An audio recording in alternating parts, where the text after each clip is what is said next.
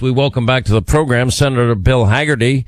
He's with the great state of Tennessee. You know, I talk to governors and senators from all over the country. I'm the biggest idiot in the entire country because I'm up here paying these high taxes in New York, which are about to get higher. And what's your state income tax down in Tennessee, Senator? Sean, it's going to pain you to hear this. State income tax. What's that? Nope, there's no personal income tax. There's no personal income tax. So say it. Hannity, you can say it, Senator. You have my full permission to tell the truth. I am an idiot. What am I doing in the rotten weather when I could be on Music Row on a regular basis listening to my favorite country music? I am a dope. I'm an idiot. Why? I'm so stupid. We've got the welcome carpet out for you here, Sean. You'd love it here. You need to visit more often. I look forward to being your host when you can come here next. You know, I do go down there quite a bit. I'm a big supporter. I don't know if you know Michael W. Smith's charity Rocketown. Yes. Yeah, so I've been down there for a number of events, and I try to help Michael out as much as I can. He's a great guy.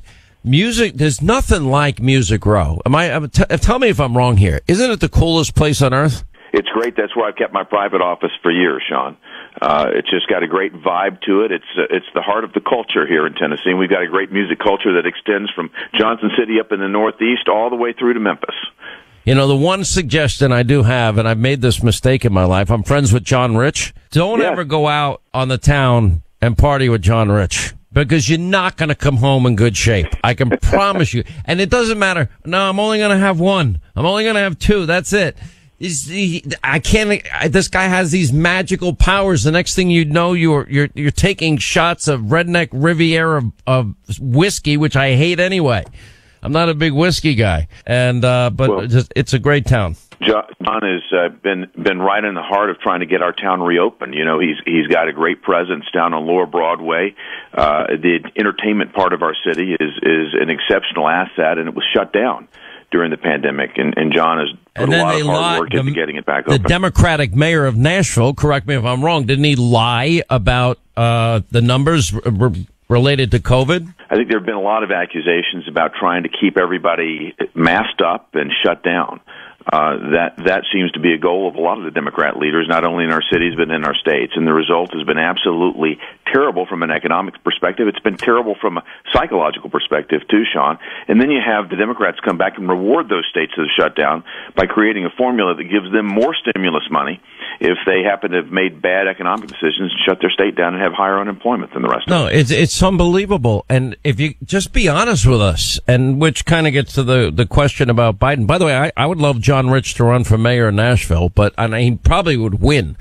Let me ask you about what you just heard Joe Biden say versus where he stands today, and then ask you as a follow-up, I want to know, do you think the Republicans are going to stay united, all 50 of you, and not allow Chuck Schumer and company to abuse their power and make the biggest power grab in the history of the country?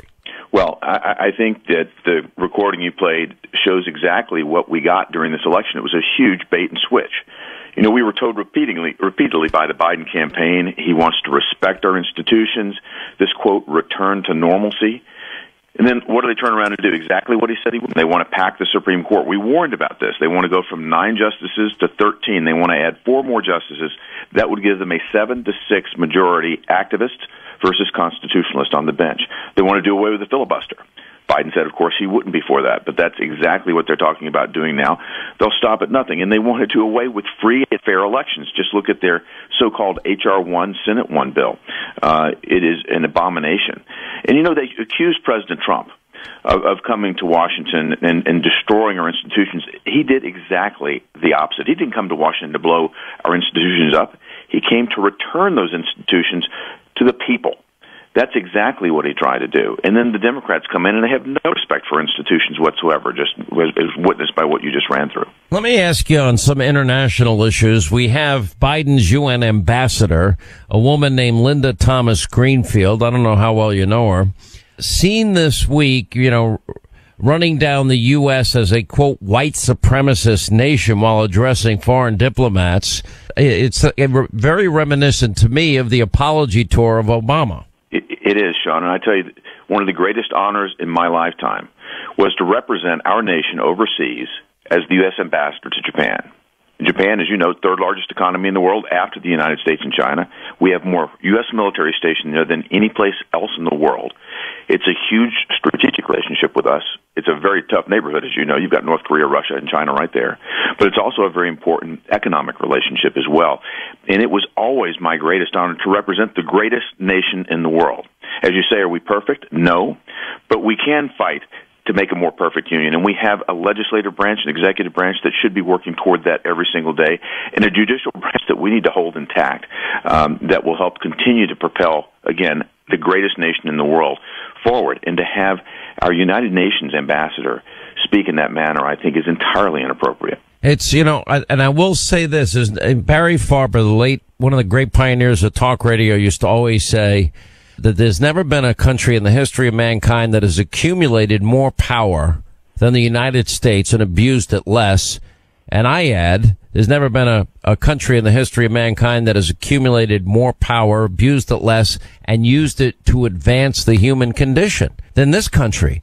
I mean, it's going to be American medical researchers and scientists ultimately that save the world, from COVID and the coronavirus and this worldwide pandemic that we've had.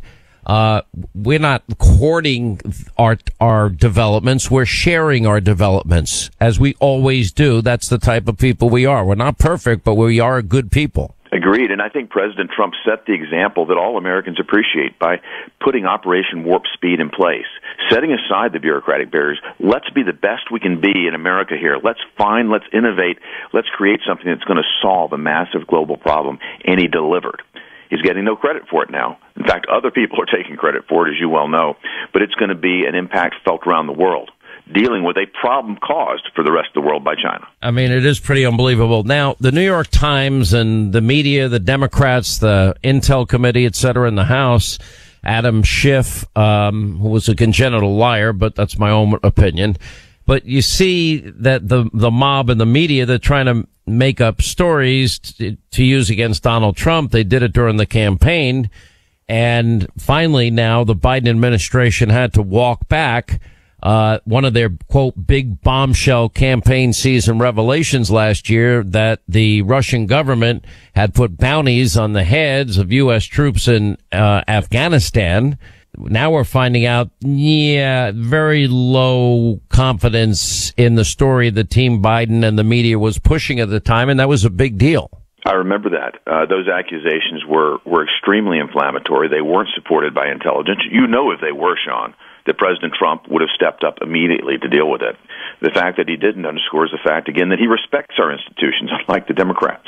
And he certainly abided by the intelligence and the flow of intelligence in a way that meant we acted in a more responsible and appropriate manner than the rhetoric that was coming from the Democrats at the time. Yeah, I mean, and that was a big lie. Let me ask you this. I'm a little worried about what's happening with the Russians in Ukraine. I'm worried about the territorial ambitions of China with Hong Kong, Taiwan, and you notice that they're building all these new islands out there in the Pacific, which is a little scary, and that could become a huge destabilizing force, not just in the region, but a military launch area. I understand they're actually building certain areas just for military maneuverings. And then you have the mullahs in Iran. Joe Biden has already said, oh, yeah, we're going back to the other deal, getting nothing in exchange for it as usual, and pressuring South Korea to give them $7 billion. Why would we ever force another country to give the Iranian mullahs that chant death to America, death to Israel, $7 billion? Why would we do that? It's just an appeasement strategy, Sean. They want the headline. You know, it's amazing to me that John Kerry has now been sent over to China to negotiate with them on climate. He's the one that got us into the Iran deal. A terrible Wait a deal minute. by every account. You've articulated it very well. Now, what was he talking about yesterday or earlier this week? We're going to talk about talking, about coming to the table. This is diplomatic doublespeak at its best. And what he's doing is, again, I think, evidence in his Iran deal. He's going over to deal with China and talk. Chinese don't appreciate talk. They appreciate strength, power, and action. They have been the ones that have not abided by this Paris Climate Accord. In fact, their emissions have gone up since they signed it. And here he is trying to quote, talk with them about what they might do to come back in. Again, the same negotiating strategy that put us into the JCPOA with Iran, now we've got that person leading us in China. I am very concerned. In Russia, I share your concerns with that too, Sean. As soon as the Biden administration stepped back, the earlier indication that they're going to send our naval forces into the region of Ukraine and the ports there are now all being blocked by the Russians. They said they're going to keep them blocked for 6 months. That's putting a huge amount of stress, economic stress, on the Ukraine at a time when I think Russia is really acting in a belligerent fashion. We should be supporting our allies, not backing away from them. Well, I think that's all true, and the worst part on all of this is the fact that now we're moving away from energy independence, which we've now developed for the first time in 75 years, and now the Keystone XL pipeline has been canceled. High-paying career jobs have been lost in the middle of a pandemic, and basically nonchalantly they're telling union members, union jobs. Some of these guys were making 100, 150, 200 grand a year. We just want you to get another union job. Well, where's that other union job, Senator? Because I don't see it. Well, I tell you, Sean, you've hit the nail on the head in terms of the strategic implications of canceling the Keystone XL pipeline and halting, new drilling leases on federal lands. They're removing one of the greatest accomplishments of the Trump administration, which was achieving energy independence. And we used to say we were not just exporting energy, we were exporting freedom. And to put us in a position where we weren't dependent on other nations that did not have our best interests at heart was exactly where we needed to be from a national security standpoint. Our economic security and our national security are completely aligned. The Biden administration is weakening us there. And what happens with that oil from Canada? Now that it's not going to go through the Keystone XL pipeline, it's going to be sent to China. They're going to get discounted oil, be put in a better competitive position, just as we're raising the cost of energy here in America. And when he talks about all those jobs, I think there were 11,000 jobs that are lost with the Keystone XL pipeline construction. Those jobs are going to go to green industry. Let me tell you, Sean, the solar turbines the solar panels and the wind turbines, they're made in China. That's where the jobs are going to be increased. Yeah. Oh, that's great news. You're full of great news, Senator. Anyway, I hope you have a great weekend. Is Music Row now finally back open or no? It's pretty much back open now, Sean. We've got great weather here. It's a good time. Cherry blossoms are blooming there in Washington. You've got Prime Minister Suga from Japan meeting with President Biden today. That's an important relationship. I think it underscores the importance, the fact that it's the first face-to-face meeting that Biden has had with a foreign leader is with Japan, again, given the strategic importance of that relationship in a tough neighborhood, as we discussed. There are reasons to be optimistic because I think that relationship is going to continue to flourish and strengthen. But we've got to be open-eyed, and you do a great job of informing all your listeners and viewers of the concerns and the challenges that we face. And I'm honored to represent Tennessee to fight those challenges. I'm glad you're in the fight. We need you, Marsha Blackburn. Also, your colleague has done a great job from Tennessee for the people of Tennessee. As Kenny Chesney says, I'm a Tennessean, right? So anyway, appreciate you being with us. Thank you, Senator. Senator Bill Hagerty, Tennessee.